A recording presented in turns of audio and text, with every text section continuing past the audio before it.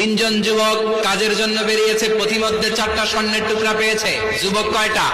স্বর্ণ পাইছে কয়টা? মহা খুশি, খুশিতে বাকবাকুম। 4টা স্বর্ণের বড় বড় টুকরা পেয়েছে, আমরা আজীবন খেলে বসে খেয়ে যেতে পারবো, কিচ্ছু লাগবে না আমাদের। 3 বন্ধু বলে ভাগ করি, আরেকজন বলে ক্ষুধা লাগছে, একজন যা বাজার থেকে রুটি কিনে নিয়ে আয়, খাওয়ার পরে ভাগ করবো। একজন রুটি কিনতে গেল, শয়তান 2টারে বুঝায় ওইটারে মারতে পারলে এক ভাগ বটোয়ারা সহজ হবে, তোরা 2 জন স্বর্ণ 4টা, তুই নিবি 2টা, ও নিবে 2টা। হিসাব সহজ না? 2 বন্ধু প্ল্যান করছে, ওইটারে মাইরা তুই 2টা আমি 2টা। যেটা রুটি আনতে গেছে প্ল্যান করেছে রুটির মধ্যে বিষ মিশায় নেই, তাহলে বিষ খাওয়া রুটি খেয়ে ওই 2টা সে সব পাবে, আমি পাবো, ভাগাভাগির কিছু নাই। 4টা স্বর্ণের টুকরার মালিক আমি, রুটির মধ্যে বিষ মেখে নিয়ে এসেছে।